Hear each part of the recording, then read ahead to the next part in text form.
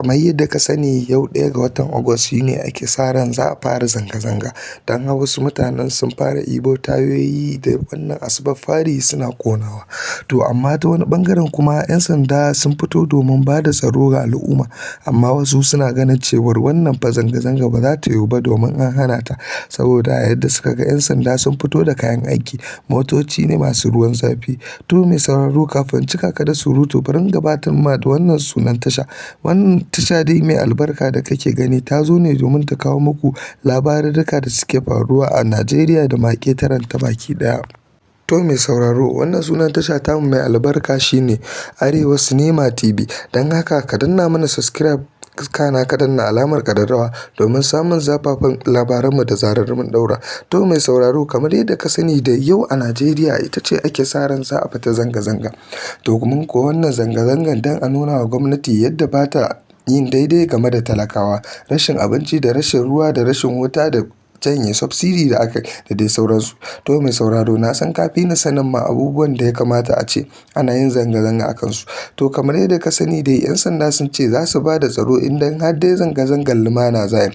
To amma ta wani ɓangaren na mutane da za su fito zanga-zanga sun fara ɗebo makamai da abubuwa domin fita zanga-zanga. Domin wanda su 'yan sanda suna ganin hakan bai dace ba. To amma yanzu ta ɓangaren 'yan sanda dai an ɗebo motoci kala-kala irin masu feshin ruwan zafi DSS da dai sauransu. Su kuma mutane sun fara ƙone-ƙonen tayoyi. Domin wannan ƙone-ƙonen tayoyi su a gurin 'yan sanda shi yana nufin ba zanga-zangar lumana ba ce. Domin kuwa idan kai duba ga yadda ake yin zanga-zangar lumana a wasu ƙasashen shine za a fito ne kawai a ɗaga takardu ana faɗa abin da laifin gwamnatin da ta yi. Amma kuwa ba sa ƙone-ƙone ko kuma guje-guje ko fasa wasu abubuwa. To amma wannan zanga-zanga da za a yi a Najeriya ana ganin cewa ita ce zanga-zanga ta fari da aka taɓa yi wannan karon.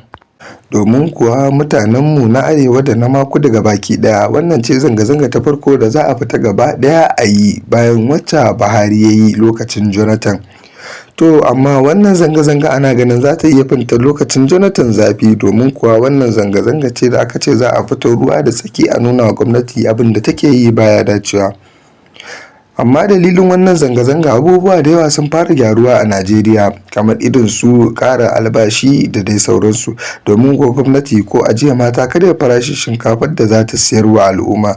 Abubuwa dai da yawa sun fara saukowa suna daidaita kafin ma a yi zanga-zanga kenan. To mai sauraro idan aka yi zanga-zanga ya kake ganin abin zai tafi shin zai iya gyaruwa ne ko kuma a'a? To wannan dai ba mu sani ba sai mun ga abin da Allah zai yi tukunna zuwa a gama zanga-zanga. To mai sauraro kar ka manta da yi mana subscribe a cikin wannan tasha tamu mai albarka kana ka danna alamar ƙararrawa domin damun zafafan labarurrukanmu. Wannan tasha tamu mai albarka insha Allah za ta dinga kawo muku labarurruka masu zafi akan abubuwan da suke faruwa akan zanga-zanga. Kai ko da ma ba na zanga-zanga ba ko da wasu labarurruka ne da suka faru a Kannywood ko ma wajensa ko dai wani sauran mun gode.